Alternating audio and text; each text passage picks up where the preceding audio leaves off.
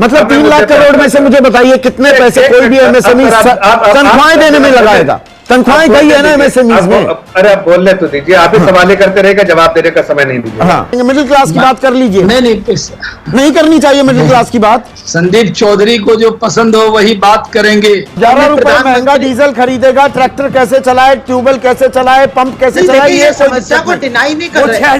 क्या आप तो गरीबों की, आप कहते हैं गरीबों की सरकार है, प्रधानमंत्री ने गरीबी पढ़ी नहीं है, भोगी है, और आप गरीबों के रथ का निजीकरण कर रहे हैं।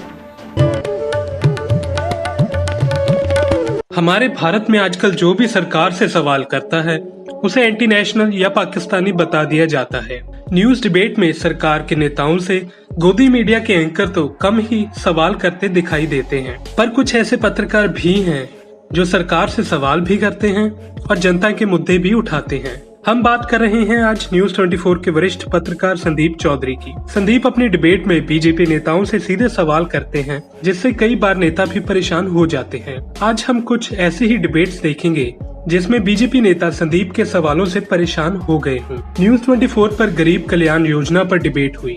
इस डिबेट में संदीप चौधरी ने मिडिल क्लास को लेकर बीजेपी नेताओं से सवाल किए, पर बीजेपी नेता गरीब कल्याण योजना की तारीफ करने लगे। तभी संदीप ने उन्हें टोकना शुरू किया। तो शाहनवाज हुसैन, मिडिल क्लास से शुरुआत करते हैं। मिडिल क्लास को क्या मिला? हम टैक्स पे करने के लिए 9 से 5 हम नौकरी करते रहे, आंदोलित तो हो नहीं सकता मिडिल क्लास वाला। तेल की कीमतें भी वो भरता रहे, लाइनों में वो खड़ा रहे, हम अभिशप्त हैं। संदीप चौधरी जी, जब आज प्रधानमंत्री जी ने 80 करोड़ गरीबों के लिए एक बड़ा ऐलान किया, पैकेज अनाउंस किया, गरीबों की बात करेंगे ना, मिडिल क्लास की कर लेते हैं पहले। मैं मिडिल क्लास का सवाल पूछ रहा हूँ, मैं पूरे सवाल पूछूंगा। मतलब पहले आप पृष्ठभूमि तैयार करेंगे, मिडिल क्लास की बात कर लीजिए। नहीं करनी चाहिए मिडिल क्लास की बात। आपके साथ दिक्कत ये है, संदीप चौधरी को जो पसंद हो वही बात करेंगे। चौधरी जी कहें तो दिन को, रात तो रात कहेंगे। अरे कम से कम हमें अपने संपादकीय नीति तो हमें ही बनाने दीजिए ना। आपका तर्जुमान हूँ। मैंने कहा ना कि आज के दिन हम गरीबों के लिए जो मिडिल क्लास के कोई मायने नहीं है।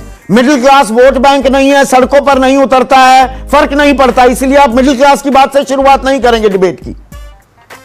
जो आज घोषणा हुई, मैं आपके मिडिल क्लास के लिए क्यों नहीं घोषणा हुई? मैं कह रहा हूं, मैं बहुत अदब के साथ कहता हूं, गुजारिश मेरी जान लीजिए।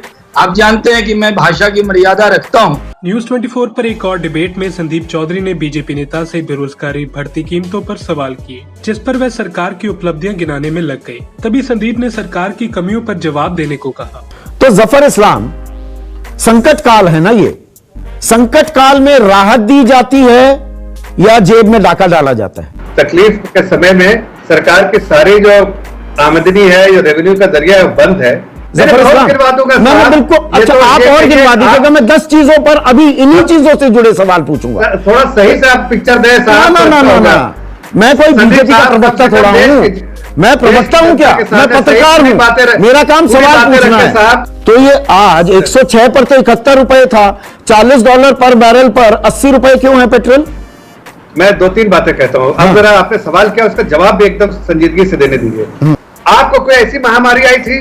कोई ऐसी महामारी नहीं थी। इस पूरे महामारी में, महामारी से पहले 9 बार एक्साइज ड्यूटी बढ़ाई आपने, तेल कम नहीं किए। 2015 में बताते थे प्रधानमंत्री मैं नसीब वाला हूं, पर नसीब वो आम लोगों को ट्रांसफर नहीं हुआ।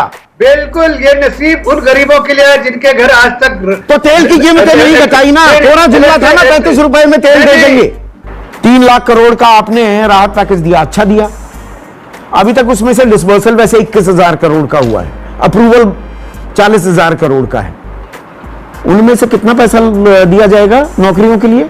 जिसकी नौकरी गई तो गई। मतलब 3 लाख करोड़ में से मुझे बताइए कितने पैसे कोई भी एमएसएमई तनख्वाहें देने में लगाएगा? तनख्वाहें गई है ना एमएसएमई में। अरे आप बोलने तो दीजिए, आप ही सवाल करते रहेगा, जवाब देने का समय नहीं दीजिए। हाँ। न्यूज 24 पर बढ़ती पेट्रोल की कीमतों पर भी संदीप ने बीजेपी नेता से सवाल किए। अपने जवाब में बीजेपी नेता बात को इधर उधर घुमाने लगे, जिस पर संदीप उन पर भड़क उठे। तो गोपाल कृष्ण अग्रवाल किसानों की मैं बात करूंगा। 3 साल में 17-18 बार तेल की कीमतें बढ़ी। आपने सरकार को ऐसा घेरा था, नाकामी इतनी जबरदस्त बताई थी सरकार की, आपने तो कमाल ही कर दिया। 20 दिन में 20 बार डीजल की कीमतें बढ़ा दी, 20 दिन में 19 बार पेट्रोल की कीमतें बढ़ा दी। कि यह जो पेट्रोल प्राइस अभी आप बढ़ रहे हैं, यह जो ऑयल मैन्युफैक्चरिंग कंपनीज है वो बढ़ा रही है। हमने आज की तारीख में 80 रुपए अगर पेट्रोल डीजल की कीमत है तो लगभग 50 से 55 रुपए, क्योंकि वैट अलग अलग जगह अलग अलग है, वो टैक्सेस में लिया जा रहा है। तो आप अपना खजाना भर रहे हैं। और ये टैक्सेस कितने थे 2014 में जब आए? अब मैं असली बात पर आता हूं। 2014 में आए, एक्साइज कितनी थी गोपाल बाबू? 8 रुपए थी, 8 रुपए। कच्चे तेल की कीमतें घट रही हैं, आप दाम बढ़ा रहे हैं। आज दाम है $40 पर बैरल और आपने 80 रुपए कर दिया। ये उल्टी गंगा क्यों बहा रहे हैं? देखिए, किसानों का भला किस तरह होगा? किसानों का भला होगा उनके बैंक अकाउंट में सीधा पैसा पहुंच जाए। 11 रुपए महंगा डीजल खरीदेगा, ट्रैक्टर कैसे चलाए, ट्यूबवेल कैसे चलाए, पंप कैसे चलाए? ये समस्या को डिनाई नहीं कर रहे। 6,000 रुपए से हो जाएगी सबकी भरपाई। रेलवे निजीकरण से गरीबों को होने वाली परेशानियों पर एक डिबेट में संदीप ने बीजेपी नेता से निजीकरण को लेकर सवाल किए। तब बात को गोलमोल करते नजर आए जब बीजेपी नेता, तभी संदीप ने उनको जनता की परेशानियों को समझने को कहा। किसी के भी जहन में ये सवाल आएगा, निजीकरण की नौबत क्यों आई? इससे एक्सपेंशन से ग्राहकों को या कंज्यूमर्स को, सिटीजन्स को फायदा होगा, न कि नुकसान होगा। उनको डेटा मतलब आप निजीकरण के पैरोकार बन गए हैं? ये नियो बीजेपी है क्या, निजीकरण की पैरोकार? नहीं, ये पूरे विश्व में जो बदली हुई परिस्थितियां और जिस प्रकार की टेक्नोलॉजी की आवश्यकता है, जिस प्रकार की इन्वेस्टमेंट्स की आवश्यकता है, एयरवेज, आप में से कितने लोग केवल एयर इंडिया में चलते हैं बताइए? तो आज प्राइवेट फोन सर्विसेज नहीं होते, प्राइवेट एयरलाइंस होते, मतलब भारतीय रेलवे अच्छी तरीके से काम नहीं कर रही थी, भारतीय रेलवे ढंग से काम नहीं कर रही थी, भ्रष्टाचार था, लेट लतीफी थी, लाल फीताशाही थी, बैड सर्विसेज थी। आप ये बात मान रहे हैं, यही तो कह रहे हैं ना? तभी तो निजीकरण की जरूरत है। नहीं, बिल्कुल नहीं है, बिल्कुल नहीं है। या संसद का सत्र बुला लेते, चर्चा कर लेते और उसके बाद घोषणा कर देते। नहीं, बिल्कुल नहीं, जरूरत नहीं है इसकी। ये अच्छा, जरूरत नहीं, डिसीजन है, एग्जीक्यूटिव डिसीजन है। पूरे रेलवेज को निजीकरण नहीं किया जा रहा है, केवल 5% रास्ता खोल दिया जा रहा है ना। क्या आप तो गरीबों की, आप कहते हैं गरीबों की सरकार है, प्रधानमंत्री ने गरीबी पढ़ी नहीं है, भोगी है, तो गरीबों का सारथी, गरीबों का रथ तो रेल है ना।